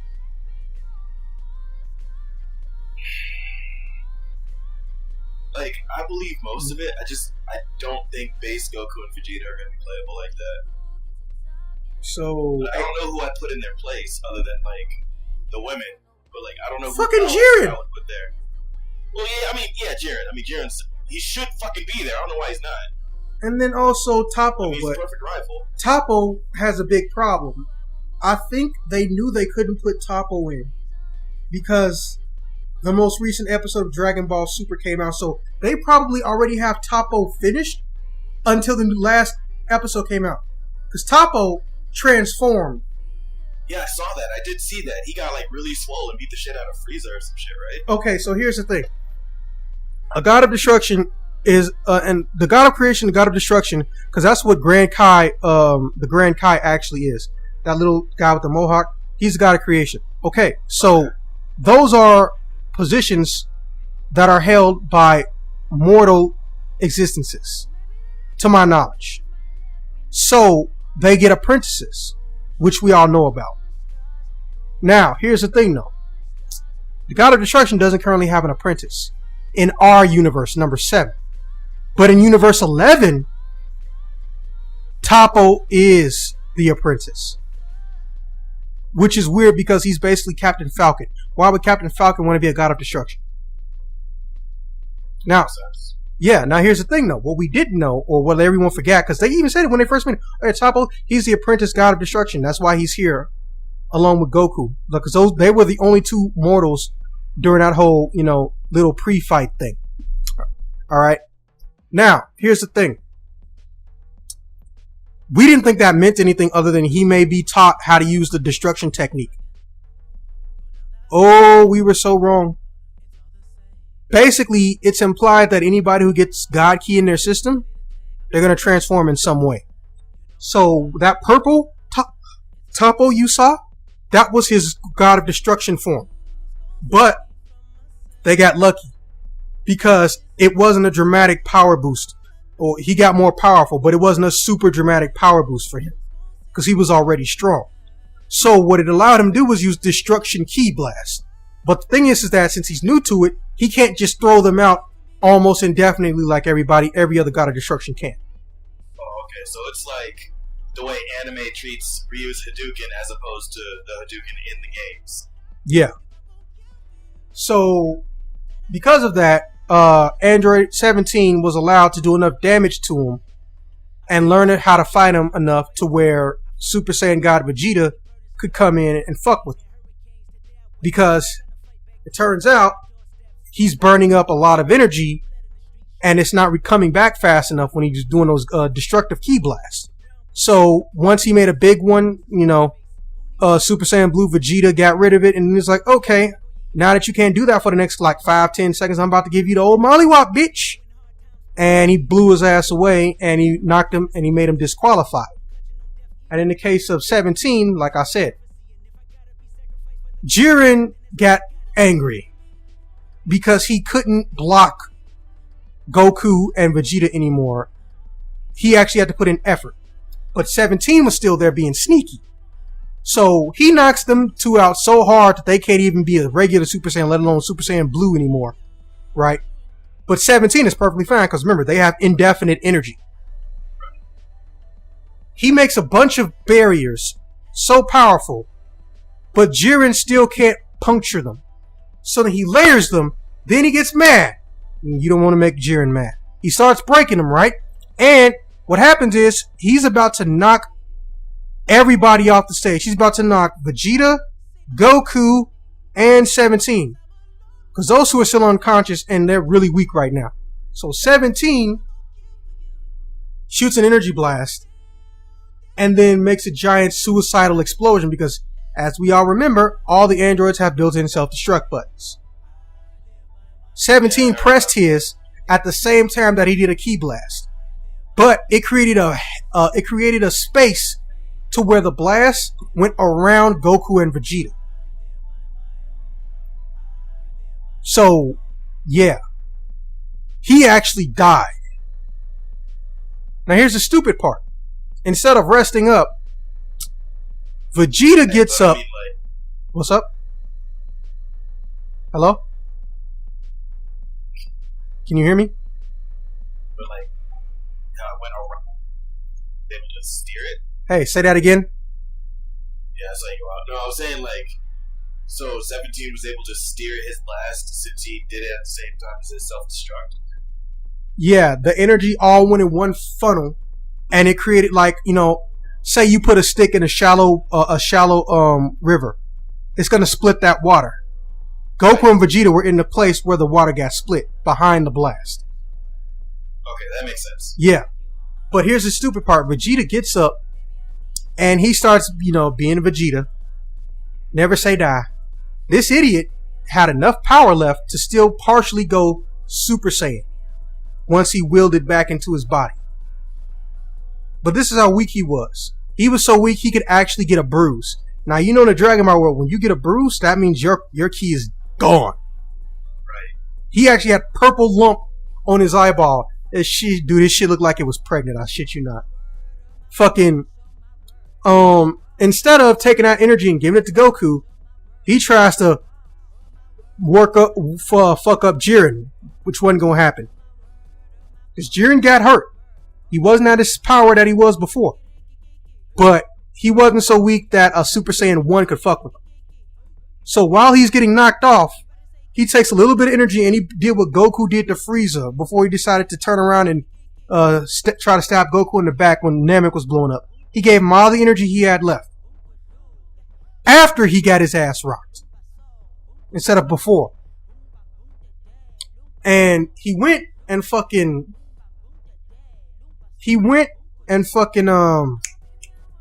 Goku stood, he went and fell off, got disqualified. Goku stood up and he went into a new version or the final form of Ultra Instinct. And that's what happened in the very last episode before this upcoming finale. And here's why Jiren's pissed. Jiren's not fast enough to hit him anymore. But he still is Jiren. So he might find a way, he just doesn't realize it yet. Yeah, and then, Goku actually invented new moves just to fuck with Jiren in this fight. Bro, Goku now has made proximity mines. Oh shit. I know! He made a compressed energy blast that was so small you almost couldn't see the light. And he made a minefield around Jiren. So he basically goaded Jiren into walking around and trying to fight him because flight is turned off in this tournament of power. So gravity actually applies. Which I didn't see coming, but it makes everything more interesting to watch. So he's running over to him. He steps on this one blast, and that shit went off like a full power Super Saiyan 2 Kamehameha. And they will actually go off in tandem if they're close enough to each other. But guess what? Now it can't be in the game. Right, because it's too late. Yeah. They put it in way later. Yeah, can you imagine that? Like someone besides Hit having a trap blast. Yeah, I can see it. I mean, there's room for another character to do it. Yeah, because first off, everybody with the exception of Frieza and Gohan, everybody's command list is a single digit number. Like, I'm not even joking. I know that sounds like an insult, but no, it's true. Oh, no, I know. I mean, for listeners. Yeah. So, if they really wanted to, they could do a 2.0 in the summer, which they're not going to do. Well, they could do it like right after EVO, come up with a 2.0 or have a trailer for a 2.0. Not a new game, but a 2.0 update, like they did with Guilty Gear. And they can fucking legitimately go and add a new move for everybody, because I'm actually disappointed with Trunks' move list. I really am. Dude, his coolest move you can't even do without doing an automatic combo. What the fuck? Motherfuckers. Dude, you know what his sword slash he did? And then the guy exploded? They put that in the game, but guess what? You can only do it in the auto combo. Yeah, it's kind of dumb. That means like most players will never do it. No, I mean, they'll do it, but it'll be like once you know that there's no life left and you don't feel like spending meter because they ass ain't worth it. Yeah, there's that. And then his actual sword slashes, it's a jumping lunge. Those are his only two moves. The third move, he just does a barrel flip. Right. Why? Why? A fucking barrel flip? Oh, but his energy blast, or at least that's gonna be good, right? No. But everybody... He has an energy blast that doesn't even make sense by the anime and manga standards. He has an energy blast where he sticks his hand directly out, but somehow energy comes out in a 45-degree angle, triangular spike directly in front of him and goes upward. What?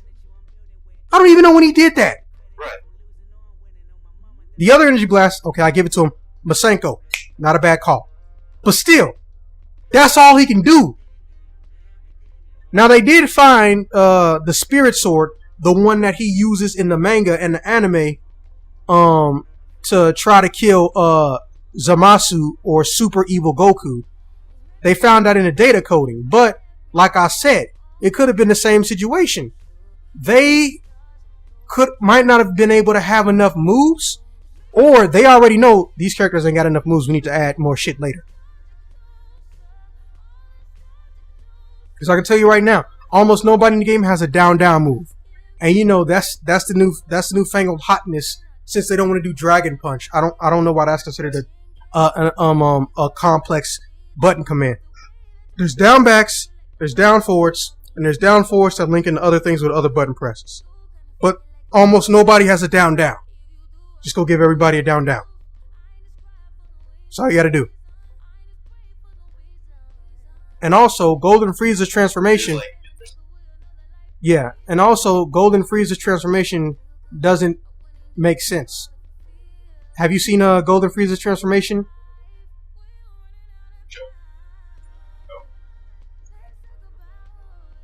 Hey, can you hear me? I hear you. What was the last thing you heard me say? You asked me about Golden Frieza. Did I see him?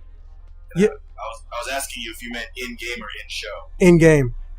Yeah, Frieza's one of my mates. It makes no it makes no fucking sense in game. It really doesn't. Because It really doesn't. dude, why the fuck can you transform into Golden Frieza, but it's on an invisible timer? Yep, it's basically Dragon Install. And then to top it off, what happens when you have burst? Dude, your burst is longer than the transformation. Yep. And you can only do it once in a match. Yeah, and on top of that, there's a move you can only do when you're shrugging off the Golden Frieza transformation. Oh, and I've seen people make combos from it. Yeah. Also, I'm kind of curious. What happens if you lose a fight to Goku with the Krillin disc? Like, that's hilarious. I want to know what happens. You should try that out. Yeah, when I get the chance. Because I know they do flip the script on certain things that you would expect. Yeah, like Yamcha's dramatic finish, because Yamcha didn't even fucking have one. That was hilarious. Have you seen Yamcha's dramatic finish? Yeah, that's what I was going to bring up, where he does it to Nappa. Oh my god. And first off, that doesn't even make sense, because here's the thing. Remember, Chao Tzu killed himself with a self-destruct. Right. And it didn't do shit. Nope. It is what it is. Anyways, well, I think for me, besides Kefla, Cauliflower, blah blah blah, the main people I want to see in this motherfucker is whatchamacallit. I want to see Jiren. Yeah, and let's be honest, he's really just One Punch Man. Yeah. I want to see Jiren. I want to see Spirit Sword Trunks, because this Trunks depresses me. I don't care what tier he's in. My problem is his move list. His combo vocabulary is depressing. It really is. And third person, who was it? Fuck, who was the third person?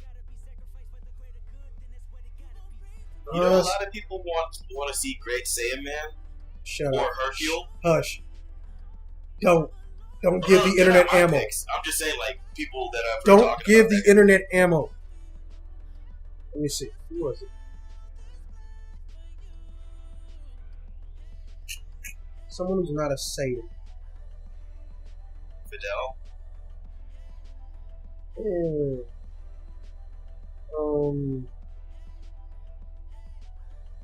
Because they fucked up the Ginyu Force.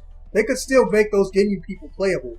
It's just, one of them will be playable, and then a different sets of moves will come out. They could still do something from the Ginyu Force, but I wouldn't play them because I refuse to play a character who does what looks like homoerotic poses. Poses that literally were designed to make you think about gay sex. I'm not being homophobic, I'm saying it looks homoerotic. I thought it was meant to make fun of Sailor Moon. Well, even if it is, the way that they're made fun of is homoerotic. Anyways, fuck,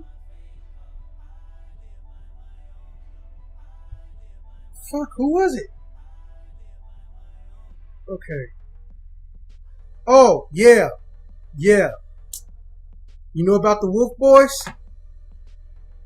No. Oh, man, they special.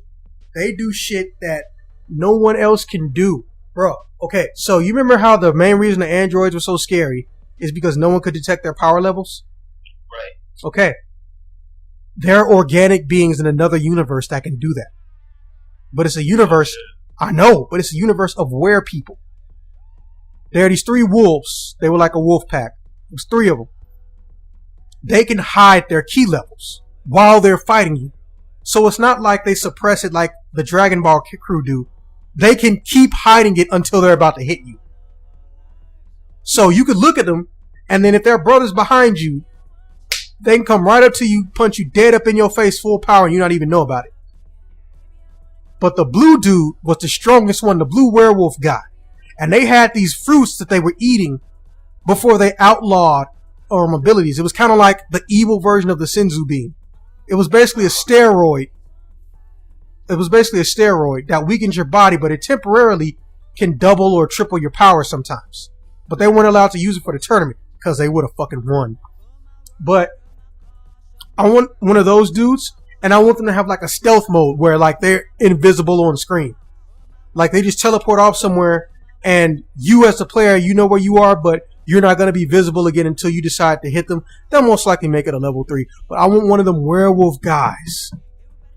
That sounds really cool, actually. Hell yes. Hell. A lot of people didn't really talk about them. And dude, they were actually important. Remember, this universe fight had about 30 characters.